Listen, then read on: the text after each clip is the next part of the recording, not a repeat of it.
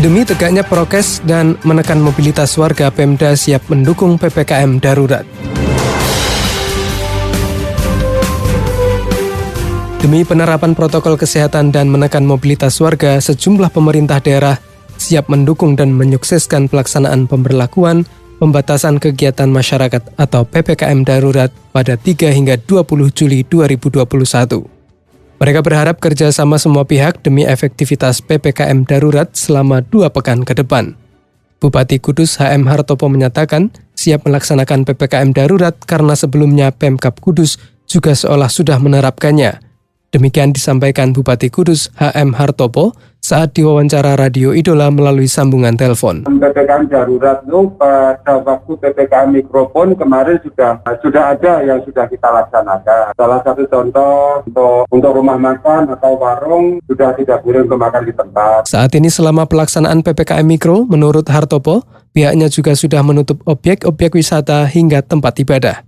Pada pelaksanaan PPKM darurat nanti, Pemkab Kudus akan menambah dengan menutup mal, pusat perbelanjaan, hingga ruang publik sesuai dengan panduan implementasi pengetatan aktivitas masyarakat pada PPKM darurat ini. Ini tentunya hanya mal aja ya, mal yang kelihatannya mau ditutup itu. Terus masjid untuk ibadah sementara ini kan PPKM Mikro kemarin pun juga kita tutup semua. Bupati Kudus HM Hartopo mengakui sektor ekonomi akan menjadi tantangan tersendiri dalam pelaksanaan PPKM darurat ini.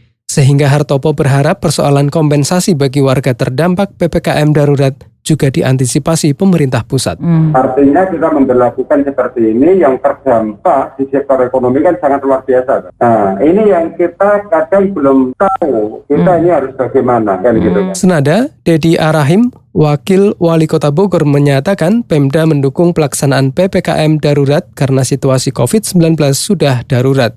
Harapannya ini nanti mampu mengurangi lonjakan kasus COVID-19 yang terjadi sejak beberapa pekan terakhir. Hari ini kita terus sosialisasikan kepada masyarakat, kita juga minta kepada masyarakat untuk mematuhi seluruh aturan yang ada, agar nanti tanggal 21 kita bisa lebih terlepas banget gitu ya. Kalau sekarang ini kan Indonesia sudah lebih dari 20.000 kasus per hari, ya paling tidak nanti di tanggal 20 bisa berkurang 50%-nya. Kalau semuanya disiplin dan semuanya mendukung langkah yang diambil pemerintah. Dedi Arahim mendukung pelaksanaan PPKM darurat karena memang situasi kedaruratan terjadi di banyak daerah termasuk di Kota Bogor.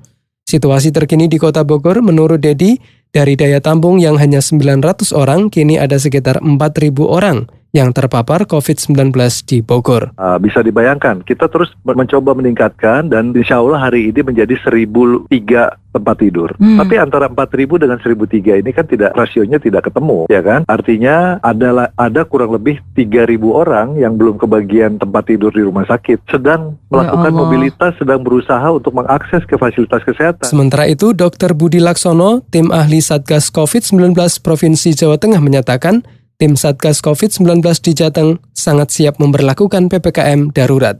Istilahnya ini adalah upaya yang terbaik yang bisa kita lakukan. Secara epidemiologi, memang kita para ahli epidemiologi memang meminta, termasuk kami mengharapkan bisa lockdown. Tetapi kita memaklumi bahwa ilmu itu bukan hanya epidemiologis atau kebijakan itu bukan hanya diputuskan oleh para epidemiologis seperti kami, tetapi juga ada ahli ekonomi, ahli politik, ahli sosial, dan itu dirangkai menjadi suatu hal yang akhirnya konklusinya adalah PPKM darurat. Dr. Budi menyampaikan kunci dari pelaksanaan PPKM darurat ini ada pada masyarakat, sehingga pihaknya meminta kesadaran bersama warga untuk sama-sama saling mengingatkan warga lain pada penerapan prokes 5M. Kalau ada yang nggak sadar, kita harus gerak ngiling-ngilingke. Makanya kita sekarang ini ngilingke tukang parkir, ngilingke orang yang jualan, ngilingke orang yang membeli, ngilingke orang yang di parkiran, ngilingke orang di mana, seperti itu. Sehingga kita memang kekuatan kita sekarang adalah kita itu harus saling ngilingke, karena ini perang semesta ini, sampai di dalam rumah kita pun terjadi perang kalau seperti itu melawan COVID ini. Dr. Budi berharap semua lapisan masyarakat betul-betul mematuhi aturan dalam pelaksanaan PPKM darurat ini.